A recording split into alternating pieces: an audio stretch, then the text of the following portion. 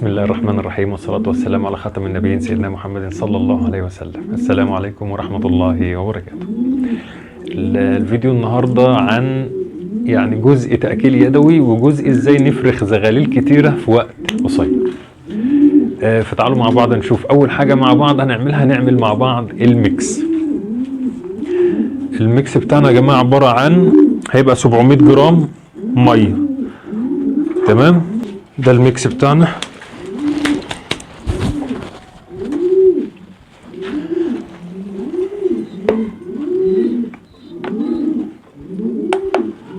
احنا قلنا يا جماعه قبل كده في لما نيجي نعمل ميكس بنسبه 25 ل 75 او 30 ل 70. احنا دلوقتي ده هيبقى 70 مللي ميه. هنحط كام هنا؟ 700. نحط 300 جرام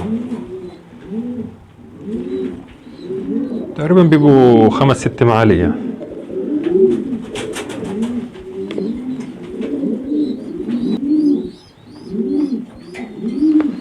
تمام كده، 250 جرام. طيب بسم الله. طبعا افضل خلاط للميكس قلنا قبل كده عليه شيكر البروتين. بسم الله الرحمن الرحيم. بسم الله.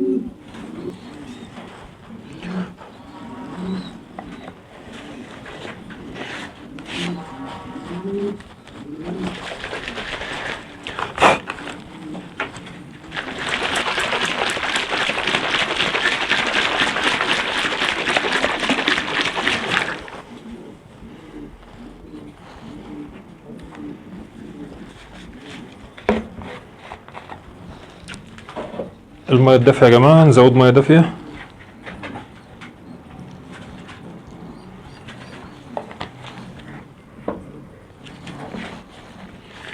المية الدافية بتعمل امتزاج كويس للميكس ايا كان نوعه بقى. زي ما احنا قلنا قبل كده، اصلا 80-90% من الميكس الموجود في مصر مش مظبوط، واللي مظبوط غالي جدا ما ينفعش معانا طبعا.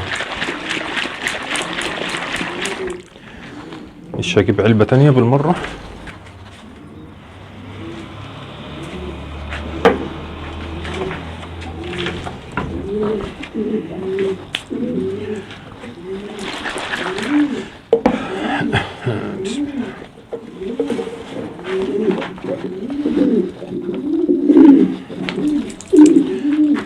جروفيت يا جماعة، جروفيت بلس، يعني يوم ويوم، يعني فاهمين، بحيث ان احنا ما نبقاش نحط فيتامين كتير للحمام.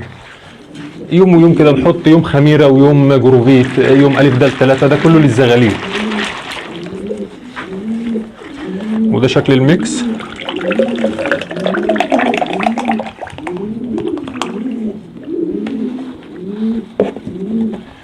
طيب ازاي بقى فرخنا زغاليل كتيرة في موسم الصيف؟ وده طبعا معلومة احنا قلناها قبل كده يا جماعة. انا بربي لحم فرنساوي، كل كلامي عن اللاحم الفرنساوي.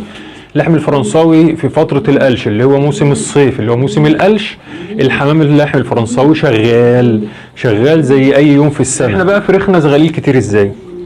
يعني مثلا زغلول زي ده،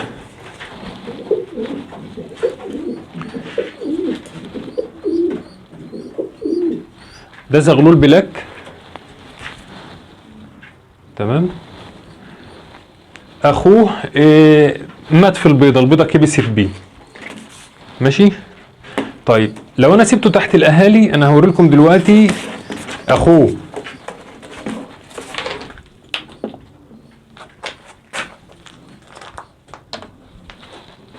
حد متخيل ده اخو ده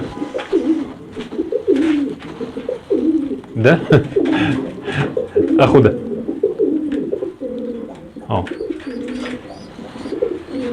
طيب ازاي بقى الموضوع ده؟ ازاي ده اخو ده البيضة اخوه كبس في البيضة.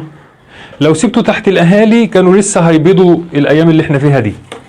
تمام، فانا شلته حطيته مع مع قص تاني مطلع جوز. يبقى هنا بقى فيه 3 فرد والجوز الاصلي بط تاني وطلع، والحمام ايه وعياله لسه صغير. دي اول طريقة في تسريع الانتاج. موضوع الثلاثة والاربعة ده صعب جدا في موضوع اللبة، يعني لو حضرنا 3 يبقى بعد ال7 ايام الاولى، لان طبعا زي ما اتكلمنا في لبن العصفور، الفيديو بتاع لبن العصفور اللي هو لبن الحمام ما بيكفيش غير جوز حمام. تمام. فعشان كده بنقول اللي هيحضن 3 زغاليل يكون بعد اليوم السابع، يعني نسيب الزغلول تحت الاهالي 7 ايام وبعدين نحطه مع الجوز اللي احنا عايزين نحطه معاه يبقوا 3، بحيث ان الجوز يكون واكل لبه وده يكون واكل لبه من الاهالي بتوعه، نجمعهم بقى مع بعض ياكلوا حبوب. ونعمل ايه بقى؟ يوم ويوم نساعد مع الاهالي. ازاي؟ بالميكس اللي احنا قلنا عليه ده. تمام اهو. دي طبعا ارخص زغاطه متعارف عليها. طيب نجرب بقى كده معاكم اهو. دولت 3. هنعمل ايه؟ ده زغلول اهوت بسم الله ما شاء الله هو واكل، ولكن احنا برضو هنزود شويه عشان ما نجهدش الاهالي. يوم ويوم.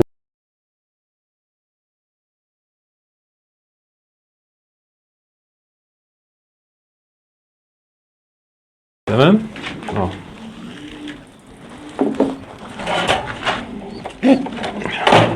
ده بقى مش واكل، ده التالت بتاعهم هو مش واكل، يبقى نعمل ايه؟ نزود له شويه.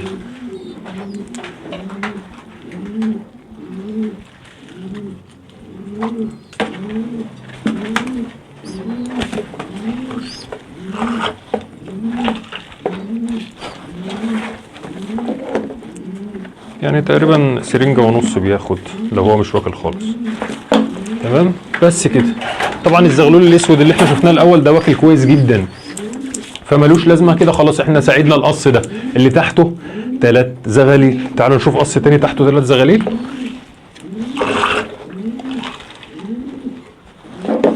ده قص تاني اهو.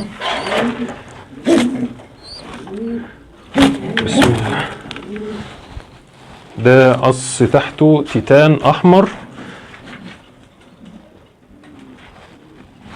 ده تحته 3 زغاليل. هم واكلين كويس برضو، بس احنا قلنا احنا بنساعد القص اللي تحته 3 زغاليل يوم ويوم علشان ما يجهدش.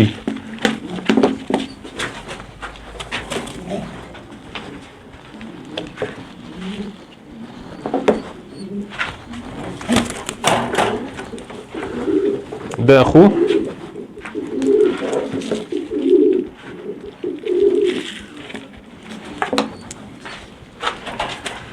طيب القص بقى ايه؟ الفرد الثالث اللي احنا مزودينه على القص ده هو اصغر منهم سنه صغيره، ولكن الاهالي بتاكله عادي.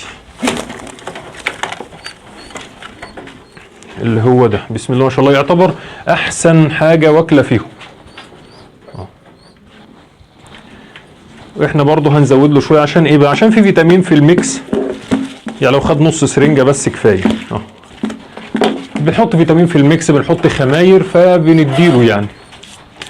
طيب كده دي اول طريقه اللي هي تحضين 3 زغاليل تحت القص الواحد. ناخد زغلول من تحت القص اللي مطلع زغلول واحد ايا كان الاسباب، بيضه فارغه، بيضه كبست، زغلول مات، ما نسيبش الاهالي شغاله على فرد واحد. ودي كده يا جماعه اول طريقه في ان احنا نزود بيها الانتاج من الحمام. طيب تاني طريقه بقى، الطريقه التانيه يا جماعه ان احنا اصلا ناكل الزغاليل بايدينا بعيد عن الاهالي، يعني ناخدهم من الاهالي خالص واحنا اللي ناكلهم. بس ديت بقى عايزه شويه فنيات. اول حاجه لازم نعملها ما ناخدش الزغلول صغير. لو خدنا الزغلول صغير من الاهالي عشان ناكله احنا بايدينا هنتعب معاه جدا. اولا هيعوز ياكل 3-4 مرات في اليوم. تاني حاجه هيعوز تدفئه، لان احنا خدناه من تحت الاهالي بتدفيه، فهو يعوز تدفئه. طب نعمل ايه في المشكله دي؟ انا لا عندي دفايات ولا هعمل مكان حضان ان انا اخد الحمام من تحت الاهالي وانا اللي اكله بايدي، مش عامل مكان للكلام ده. بس بعمل طريقه كده يعني وسط، نمسك العصايه من النص، نزود انتاج وفي نفس الوقت ما ناثرش على الزغاليل ولا نعمل اماكن مخصصه ولا الكلام من ده. اللي هي بقى ايه الطريقه ان احنا هناخد الزغلول من الاهالي بس مش في عمر مش من عمر يوم ولا من عمر 7 ايام، هناخده من عمر ما يدبس اللي هو عمر ال10 ايام. زي مثلا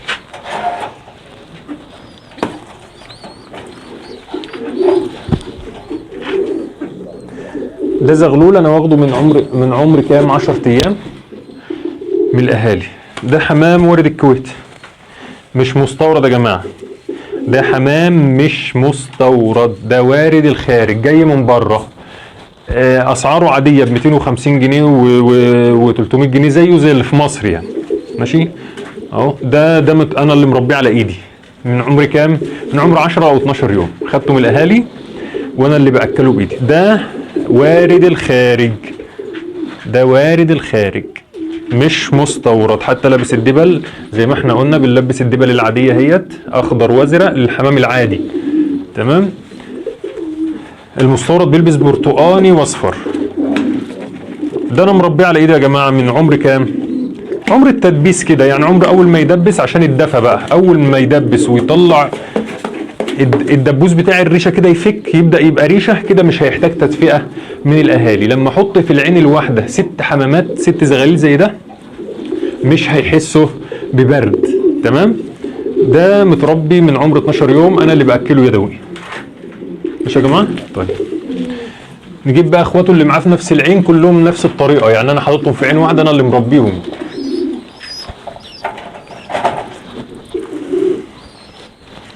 برضو وارد الخارج سيلفر، دبل اخضر وازرق اهو. ده واخدينه من تحت الاهالي عمر كام؟ عمر 12 يوم. بسم الله.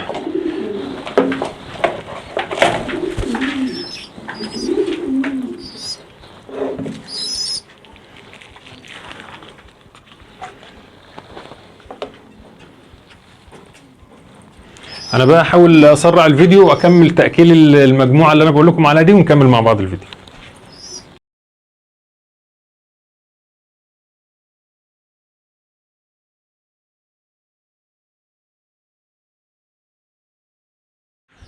طيب احنا كده خلصنا تاكيل. دي مجموعه زغاليل اللي انا كنت واخدها من الاهالي عمر فوق المدبسه بشويه، يعني مثلا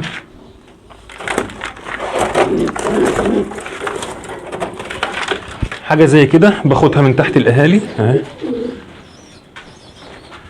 تمام يا جماعه.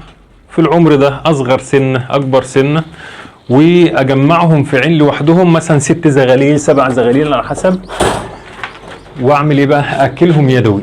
ليه؟ عشان اتفادى العمر الصغير بيحتاج تدفئه، واتفادى موضوع التدفئه ده لان انا ما عنديش مكان مجهز للكلام ده. تمام. فلما نحط 6 7 زغاليل 8 زغاليل مع بعض في عين واحده ما بيحتاجوش تدفئه قويه، وهم اصلا خلاص بقوا لما الريش بتاعهم بدا يطلع ما بيحتاجوش تدفئه من الاهالي. حتى لو احنا لاحظنا بتلاقي القص اللي عياله دبست او اكبر سنه، القص ما عادش بينام عليهم يدفيهم، هم بيبقوا جنب بعض كده بيدفوا بعض. وكده ما عادوش محتاجين تدفئه. طول ما الجو معتدل في المكان كده خلاص مفيش فيهم اي مشكله.